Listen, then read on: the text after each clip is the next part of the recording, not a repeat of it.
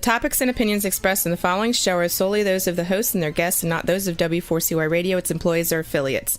We make no recommendations or endorsements for radio show programs, services, or products mentioned on air or on our web.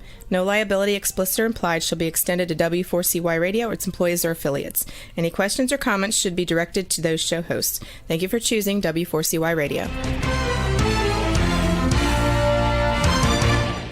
Welcome back, everyone, to the Geeks, Geezers, and Googlization show, the home of Googlization Nation, where we talk with HR and business thought leaders about the crazy, never normal shift going on all around us. Our goal is to bring you ways to reimagine tomorrow and explore the ever-changing convergence of people, business, and technology. Here is your host, Ira Wolfe.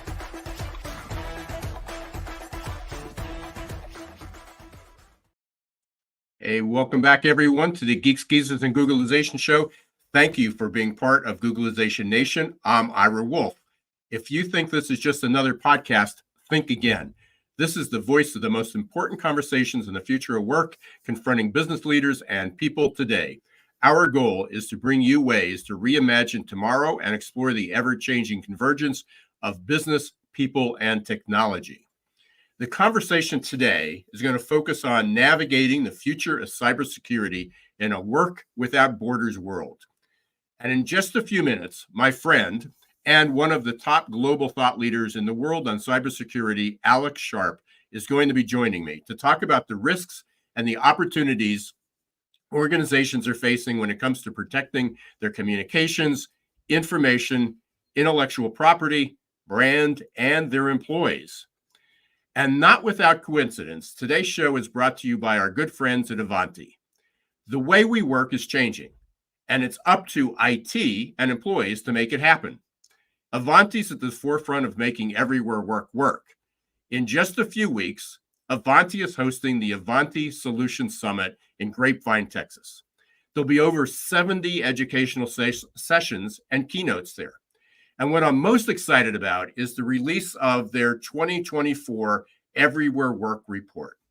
While there are plenty of surveys and polls about employee preferences on remote and hybrid work, no one does a better job at addressing the importance of digital employee experience in the workplace revolution than Ivanti.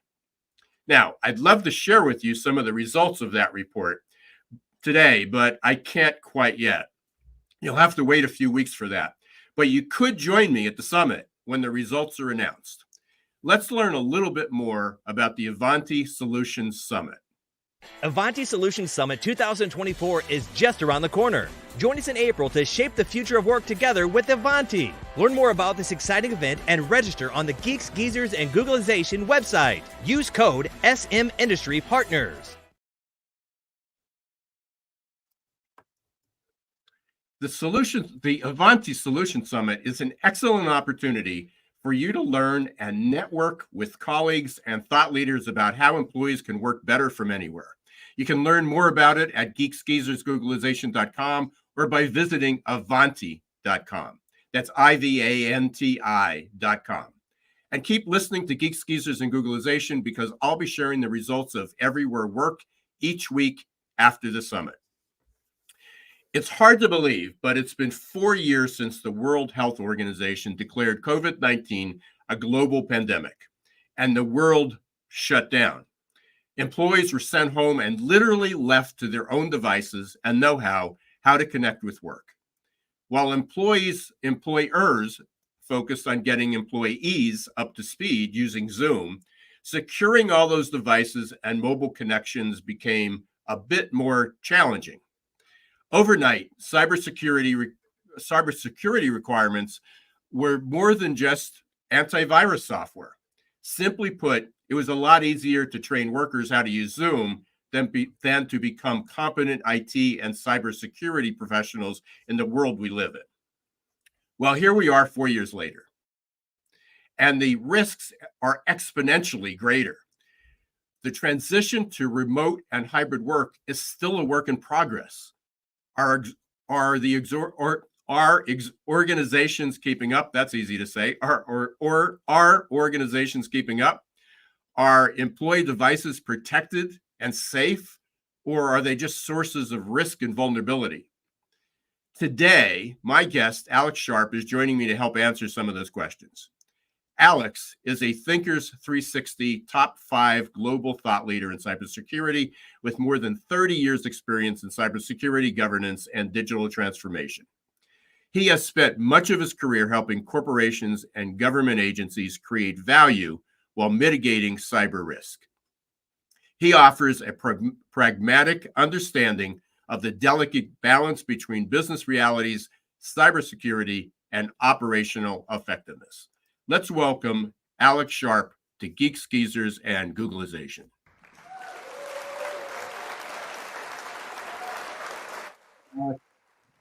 Great to see you.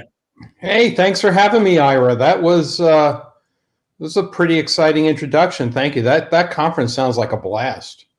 Yeah, I'm really looking forward to it. I've worked with Avanti for the last probably almost 3 years, ever since they released the first Everywhere Work report, and it's usually filled with some great data, and I think it summarizes it pretty well. But we're here to talk with you and help look at cybersecurity in 2024 and beyond. And you've been in the business a long time, but let's start with one of the questions is, how did you get interested in this? Where, when you were a young kid, did you say, hey, I'm going to grow up and become a cybersecurity thought leader? Oh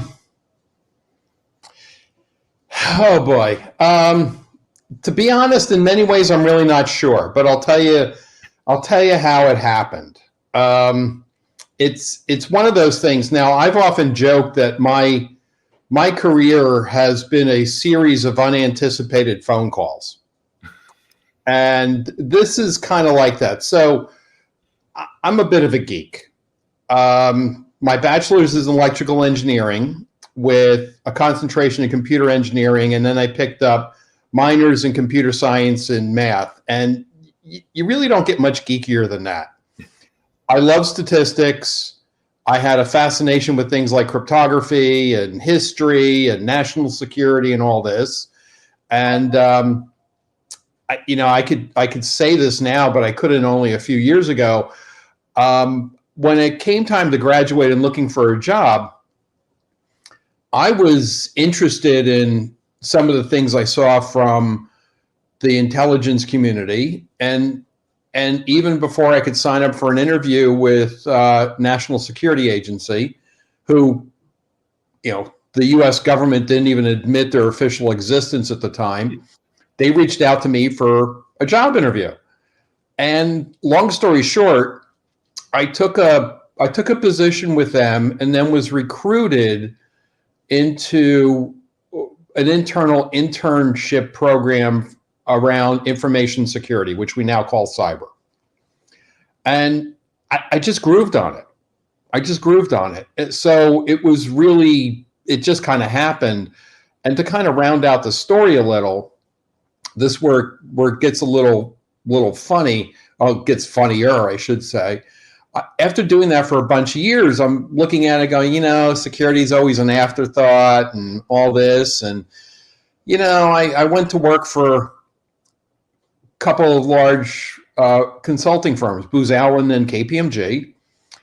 And during that time, I transitioned away from cyber being 100% of the business to probably being around 20 to 40% of what I was doing. I was getting involved more in business strategy and process improvement and the like, what we now call digital transformation.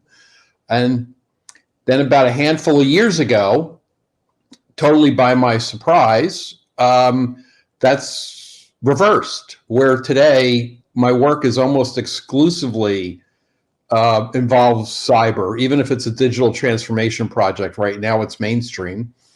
And coincidentally, a lot of the things I was dealing with when I first started, like artificial intelligence and quantum computing and what we now call blockchain, it's all come back. It's really a very weird arc. It certainly is. So let's dig into a little bit, and I like the kind of your journey, because you talked about cyber or information security, then cybersecurity, and then also brought in all these other modalities or new technologies that are coming in, digital transformation. But it seemed that if we look back, and it's hard to believe, it's 4 years ago this month, that we were all in lockdown, we were all in quarantine, and literally some people literally went home with all they had was, maybe they had a laptop, maybe they didn't. And they might have had their mobile phone, and that's how they were connecting, with people. So it seemed that all the infrastructure that was set up, all the, whether it was done well or even, moderately well, all the infrastructure that was set up of people going to work, that the whole cybersecurity system there were holes opened up. People were at home, and many of them didn't even know how to get onto Zoom, yet set up proper protocols to make sure their wireless networks were secure. So let's talk about that a little bit. I mean, what have you seen between March 2020 and March 2024 in how companies are addressing this remote hybrid work revolution? Yeah, so that is something I speak about all the time. I've done a bunch of presentations about it, some conferences, some papers, and all. It's pretty interesting in a lot of respects, and I won't take up too much time. But the thing that happened was, let me start with the basics. So if you look at our security architectures, they're outdated. They were formed at a time, largely in the 70s and 80s, when we could take all of our assets, put them in one place, and we could dictate how to get in and out digitally. And we surrounded it with walls and guards and badges and guns and sometimes dogs and barbed wire and sensors. And we could protect it that way, right? And it assumed, whether most security professionals didn't realize it, the architectures were really assumed that people were coming to work every day. So you didn't have to worry about these things like multi-factor authentication, because one of the factors you were using was that they were physically in your building connecting to your network. And that all changed overnight, right? And the statistics around that were pretty interesting. It turns out that prior to 2020, only 1 out of about every 9 people actually worked remote at some level, whether that be 1 day a month or, a couple days a week or 100%.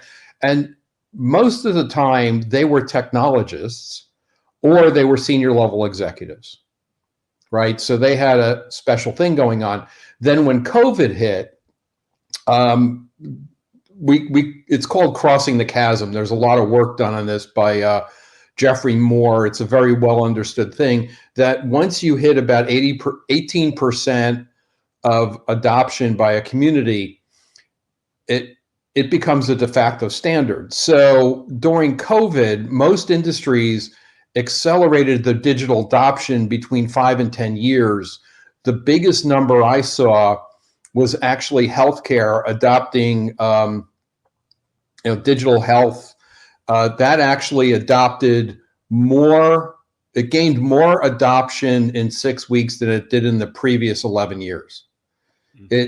These numbers are pretty shaking, right?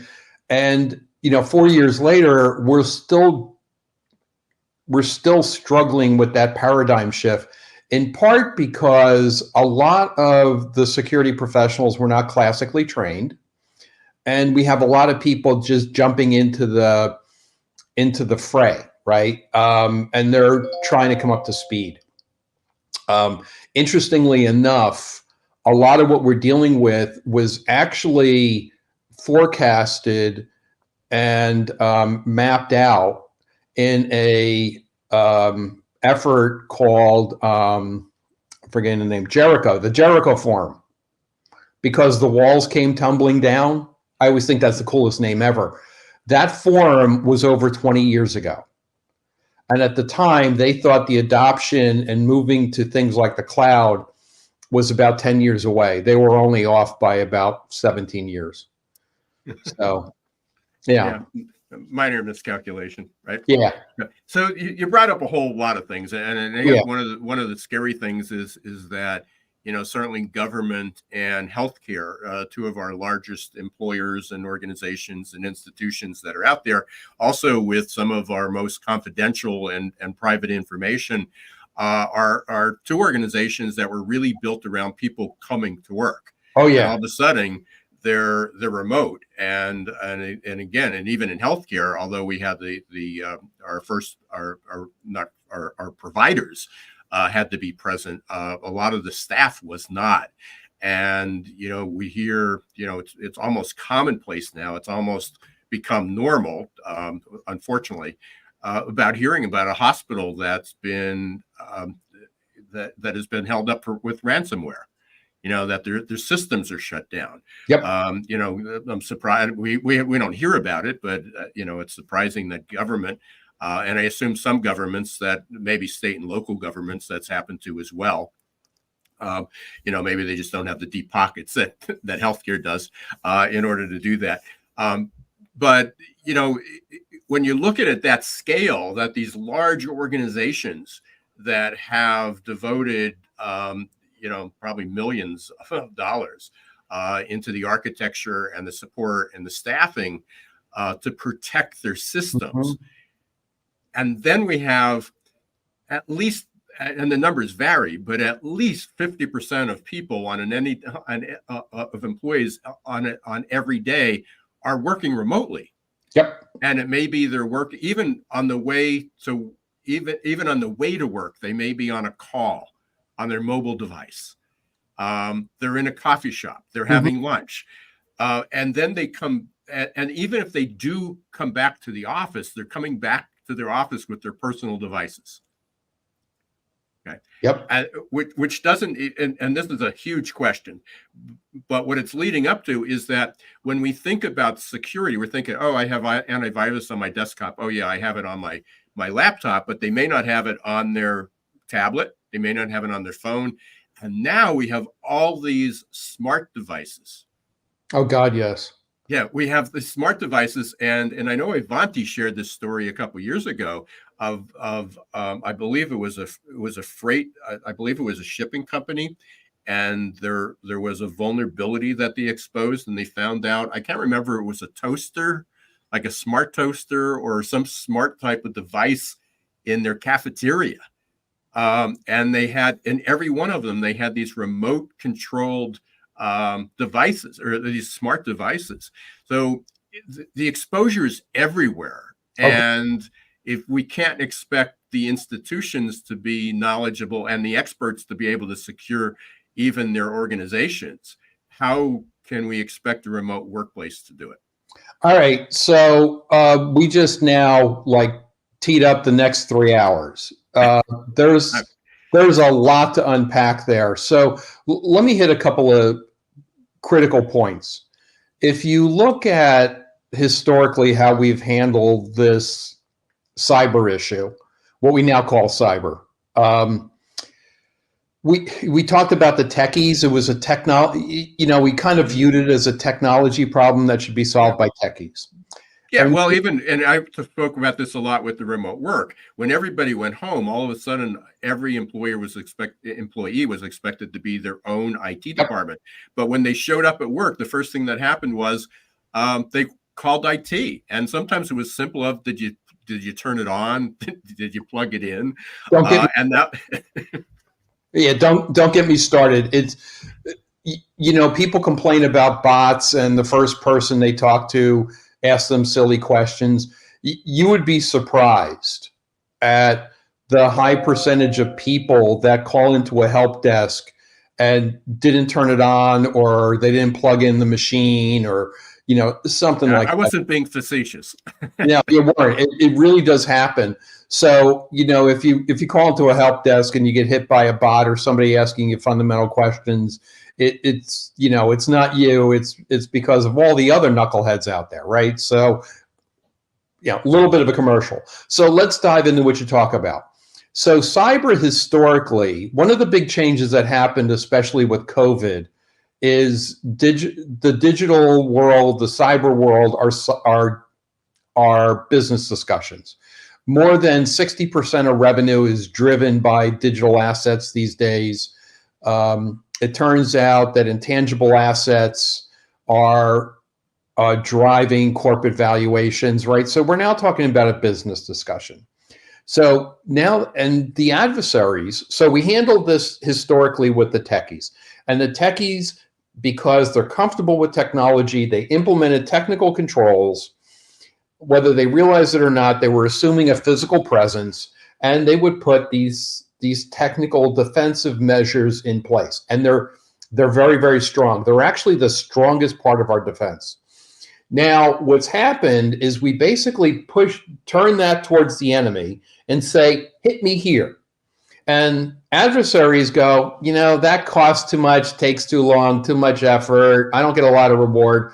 Why don't I just walk around the side? So if you look at what's going on, the major hacks have all been walking around the side edges of the brick wall. They're 80 some odd percent of cyber incidents start with social engineering. 91% start with a phishing attack. My numbers might be a little off, but the magnitude is there, right? If you look at the major hacks that just happened with the casinos, those were social engineering attacks against the help desk, right? All the technical defenses worked perfectly. It was the social engineering. So the world is starting to understand a couple of things. We're understanding that the people dimension, the process dimension, the organizational dimension are in many ways more important. If you look at the sheer numbers, the best investment you can make with the highest return on investment in any cyber investment is awareness and training. The numbers are staggering. The average person without any training will fail a phishing attack about half the time. With training, that comes down, there's actually really good numbers based on industry, somewhere between 3 and 5%. And if you look at the volume is scary. We all get hit with spam. It turns out the service providers are actually blocking somewhere between 98 and 99% of the spam before it ever gets to us. That's scary. Looking at my spam, looking at my filter box. It's scary. When you work in this field, you get to see kind of like the worst of everything. It's like if you ever know a police officer, they see the worst of people all the time, right? So they tend to view the world a little differently. It's what happens, right? These numbers are scary. So it's really, we're recognizing that. The second thing we're recognizing is incidents will happen.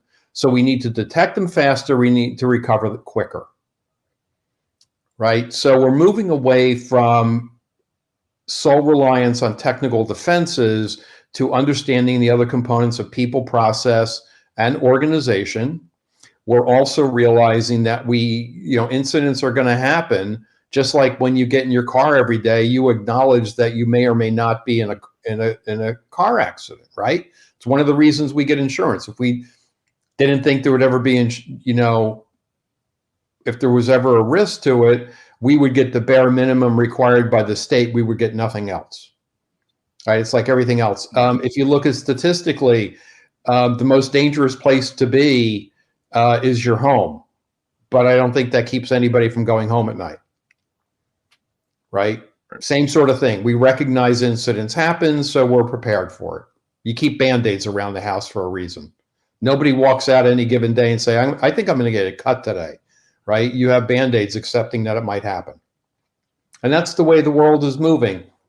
A lot of ways it's not moving as fast as I would like, but I've been doing this way too long and have been beating, myself and a lot of others who've been here for a very long time have been beating that drum for a very long time. So we'd like to see it move faster.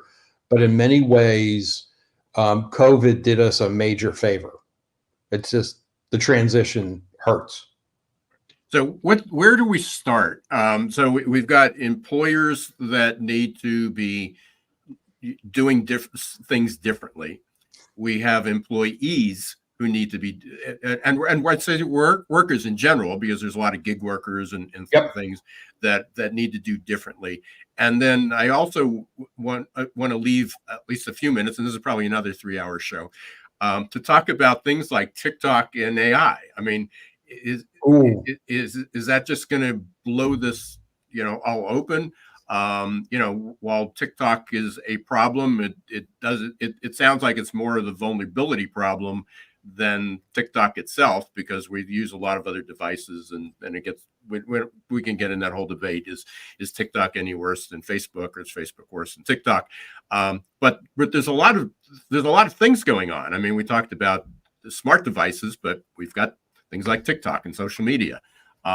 So let's start with, before we go down multiple rabbit holes, let's start with before we take a break, what should employers be doing to mitigate the risk, and to not necessarily anticipate, but also to react better? What are some of the things that you're recommending? All right, so let's touch upon the TikTok and AI just very, very briefly. And I agree, we should have another show on it. This is an area I'm actively involved with. What I will say is, the thing that makes TikTok worse than all the others is TikTok is controlled by a foreign adversary who wants to do us harm. Right? That's the key difference. The type of harm they want to do is significantly worse than we are seeing out of Facebook's and all the others. Right? I will look. I have a very strong background in national security. I have access to information a lot of other people don't. I tell people all the time to stay away from TikTok. I've been telling them that for years. And I've actually had some, I have relationships with people over there, and the insiders will tell you, stay away from TikTok as well. The best thing that can happen is it could be retained, but brought under control of a friendly nation or friendly country, another company inside the US. So with that aside,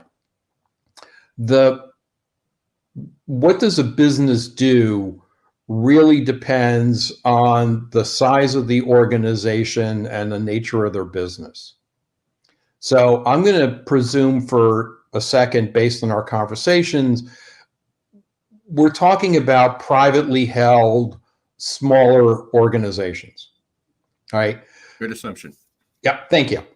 Because we talked about this before, right?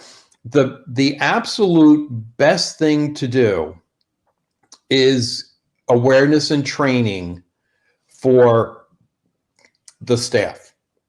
Now, there are different resources available. A lot of it depends on where you're located, what's offered by your state. Frankly, this is an area that I think needs to be a lot cleaner and a lot smarter. There seems to be some agreement and movement on that space. I just don't think it's moving as fast as I would like. I would mandate all employees implement multi-factor authentication on anything they do, whether at home, at work, at school, wherever. And just to make sure, because not, the title of the show is Geeks, Geezers and Googlization. So we have some geeks and we have some geezers. So for the geek, and the geezers could be young, it has nothing to do with age. It has to do with how you use technology. Is when you talk about multi-factor, you're talking about when you go to sign in, you may get a text. Yep. Or something to confirm that it's actually you. Yeah, Right? yeah, Yeah. Okay. yeah. I do that at home and personal. Yep. Um, It's annoying, by the way, to do it, but it definitely it's a good practice. it is annoying. Well,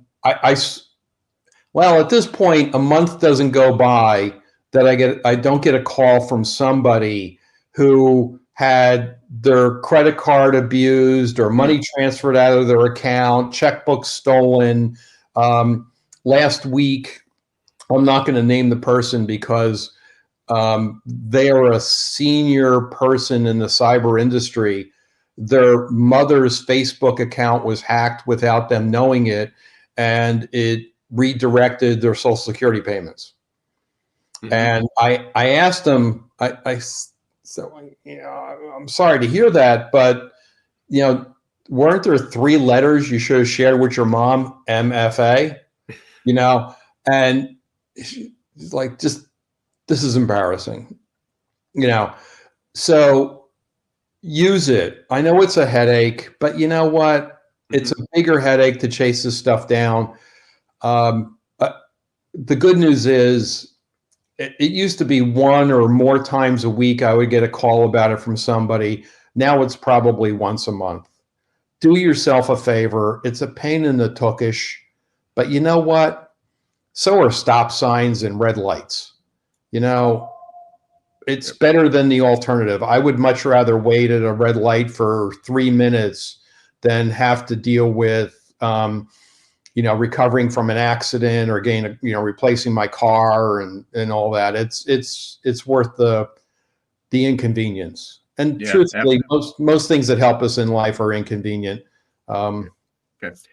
We're going to take a short break, and we're going to continue the conversation. The MFA, multi-factor authentication, absolutely phenomenal recommendation, suggestion. Encourage everybody to do it. But we're going to take a short break. We're talking with Alex Sharpe. We're talking about navigating the future of cybersecurity in a everywhere work world. And we want to thank Avanti for being a sponsor of this episode, which is at the forefront of everywhere work and the digital employee experience. If you haven't heard about it, there's a summit coming up in just a few weeks. You go to Avanti Solution Summit. You can check that out at geeksgeezergooglization.com or avanti.com. We're going to take a short break. We'll be right back with Alex Sharpe. Are your employees feeling stuck and just showing up for a paycheck? Is your workforce working harder to get back to normal than adapting to the future? It's time to help them break their addiction to certainty and develop a growth mindset. Developed by one of the world's top-rated future of work thought leaders, AQ Plus Mindset is a powerful tool to help your employees embrace change, adapt faster, and grow on the job. Conveniently delivered to any smartphone or laptop and easy to digest 5 to 10-minute lessons. Managers can sit back and watch employee attitude shift towards growth and innovation in just 30 days. Are you ready to help your employees thrive in this ever-changing, never-normal world? Encourage them to show more grit, resilience, adaptability, and unlock their potential? The journey to a growth-filled future starts with a growth mindset. Visit aqplusmindset.com or call 484-373-4300. Hey, welcome back, everyone, to Geeks Geezers and Googlization. We're here today with Alex Sharpe, one of the global thought leaders, world's global thought leaders on cybersecurity. When we left off, we were talking about some of the first steps that someone can do, and one from employer side was looking at basically awareness training. Just training employees on how to protect themselves and the devices and part of that is that it is partly the employee or the individual responsibility.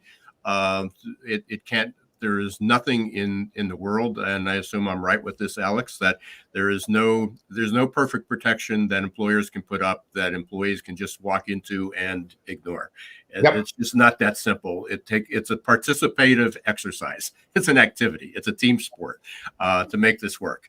And then certainly one of the things that everybody should be doing is using the multi-factor authentication, and that's where simply there's a number of tools that you can use, and many of the sites actually ask if you want to set that up. And it simply is when you log in, somebody sends you an email or a text or a different type of notification. Just verify it's you. It is, it can be annoying, but it's less annoying than trying to track down who hacked your site, changing all your credit cards, losing money in your checking account, and so forth.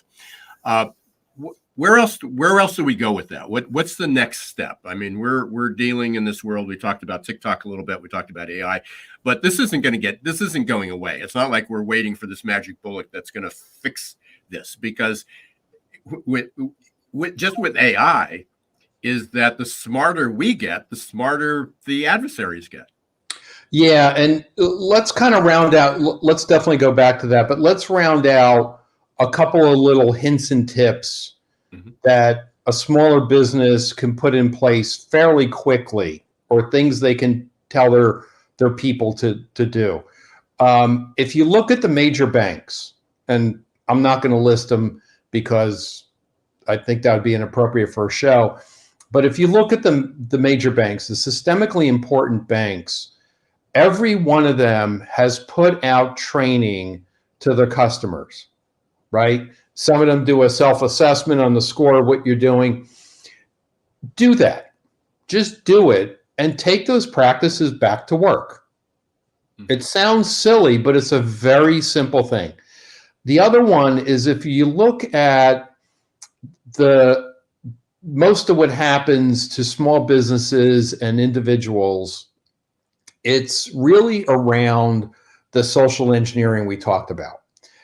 And the techniques that's being used for social engineering are actually well understood by marketing professionals, right? There's 7 techniques that are used to prompt a sale. So the ones that are most relevant, if you get a call from a customer or somebody pretending to be a fellow employee, or an email out of nowhere that is trying to push you on something that's time sensitive or urgent, or it's really tugging at your emotional heartstrings, it's probably fake. Okay. Another one is, don't click any link or any attachment that isn't absolutely from somebody that you were expecting, right? And if it looks a little funny, get somebody else to look at it, right? That's a very basic thing. The other thing for small businesses, more than likely, you're relying on a third party for providing your IT support, whether it be anything from, keeping our laptops alive, to internet connections, to providing some level of cloud service.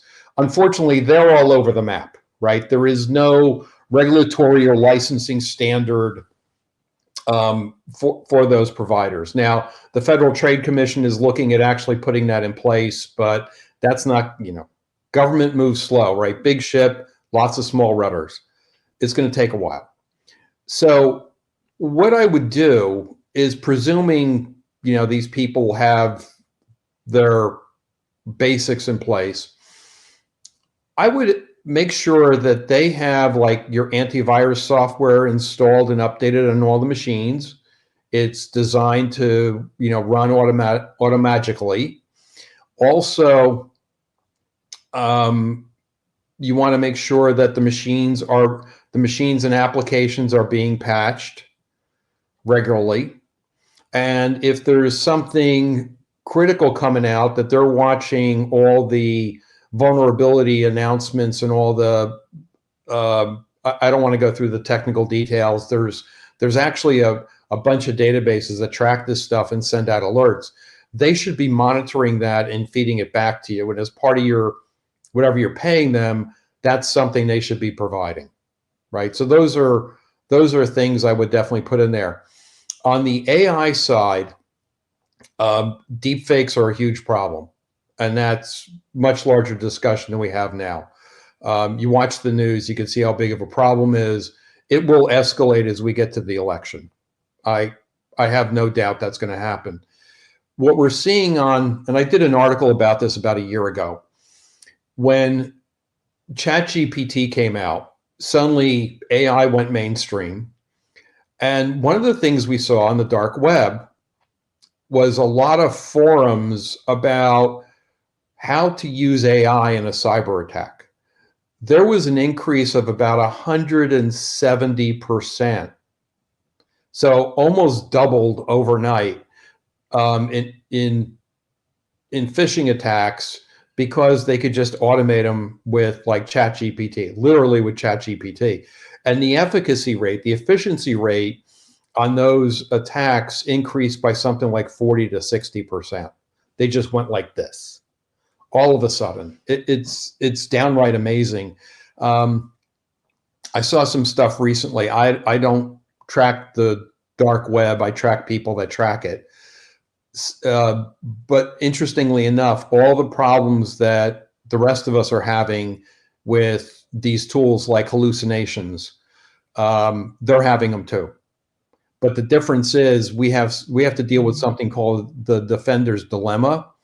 The attacker has the advantage because defenders have to plug all the holes. The attacker only has to find one.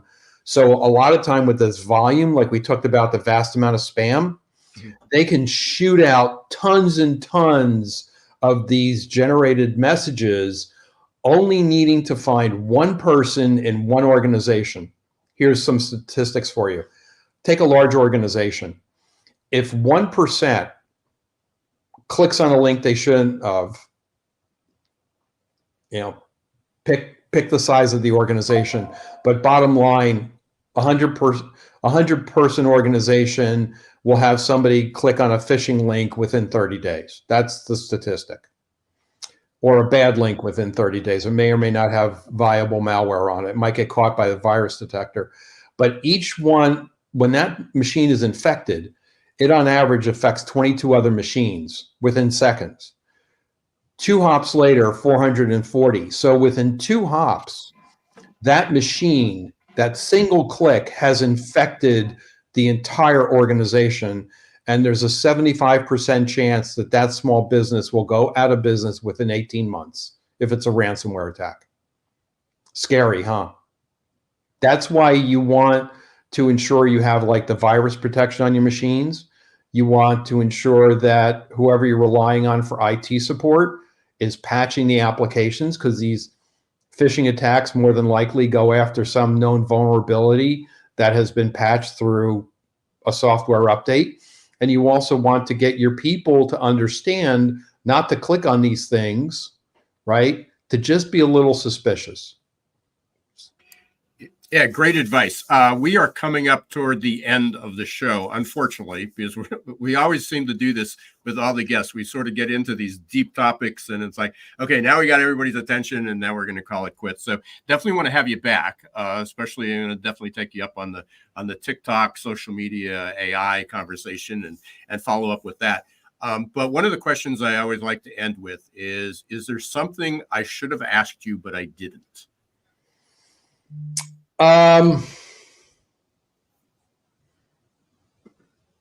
We touched upon all the big things. Maybe the question we should talk about is, if we're dealing with all this stuff from nation states, how do I, as a small business, fight that, right? What's the U.S. government and what are our allies doing to help defend us? Is there a succinct answer you can give to that, now that you asked that we should have asked you that question? Yeah, and let's tease it for another show.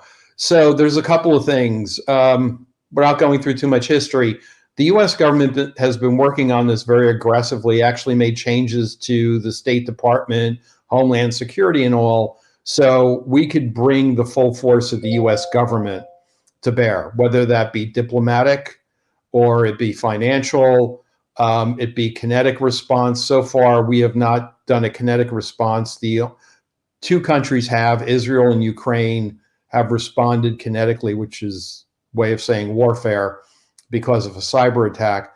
But there's also a little known part of the U.S. government called U.S. Cyber Command. It's the offensive cyber arm of the U.S. It's the only part of the United States government that is authorized to actually have offensive cyber operations against foreign nations. So you may have seen in the news that there was this suspected Iranian intelligence ship that was disabled through a cyber attack. We'll never admit it, but it was more than likely done by U.S. Cyber Command. Cool stuff, right out of the movies, right out of Hollywood, right? The scary thing is it's all real. Yeah, for sure. Yeah, a lot of the stories from Hollywood are already it's already out there. They're just not public. Yeah, and we could talk about that too, about the evolution, innovation, and the role that the movies play. Yeah. Real quickly, want to do one of the favorite parts of the show, lightning round. It's to get out to know Alex a little bit better. So, for a question: who's your favorite band or favorite musician? Oh, The Who. Oh, any favorites? I'm sorry. Any favorite songs? Oh, Pinball Wizard. Yeah. Thank you for the 2 softballs. So, next question. If you were a car, this is a fun one. If you were a car, what kind of car would you be? Or a vehicle? A car or a vehicle? What kind would I be? The first thing that comes to mind is a Porsche, but I couldn't, other than saying it's the first thing that comes to mind, I'd have to think about that. It would probably be one of the movie cars. Okay, we'll bring it back. So you got a couple weeks to think about that. Okay. We are just running out of time here. Really appreciate it. Thanks for the fascinating conversation. Definitely going to have you back, Alex. We're going to get you on the calendar here and continue this conversation in hopefully within a few weeks or so. What's the best way for people to get in touch with you? All right. So two things. I'm always on LinkedIn. LinkedIn is a great way to connect. Okay. Right. And it's Alex Sharpe, and Sharpe is with an E, SHARPE, right? Yes. And my email, I think you already have it in the chat. I'm actually trying to put the link in the chat, but it's not letting me. Okay. You can send it over. So we'll put that in the show notes. I'll make sure to get it there, and you can go to Sharpe 42. Remember, Sharpe has an E, 42.com. Right? Yep. And you could Google me. If you get Alex Sharpe with an E on the end, put any of the topics we have on here, cyber, risk, governance, cloud, you should find me. If you come up with an Irish singer, that's not me. And if you come up with an 80-year-old economist from Harvard, that's not me either. So gotcha. So Alex Sharpe, SHARPE, Sharpe42.com, and we'll put all that in the show notes. Thanks, Alex. Definitely going to have you back shortly. And thank everyone for listening, for being part of Googlization Nation. Thank you for listening to Geeks Geezers and Googlization. Thank you to Ivanti for being the sponsor of this of our show. And don't forget to look into the Ivanti Solutions Summit that's coming up beginning of April. You can learn more about that at Avanti.com or GeeksGeezersGooglization.com. Again, I want to thank Alex for being part of the show. And if you haven't subscribed to Geeks Geezers and Googlization on your favorite podcast platform or YouTube, please do so. Leave your comments, share a review. And until next week, don't let the shift hit your plans. Thanks for watching Geeks, Geezers, and Googlization. Be sure to listen to the podcast and follow us on YouTube. This show was produced and edited by Hilton Productions.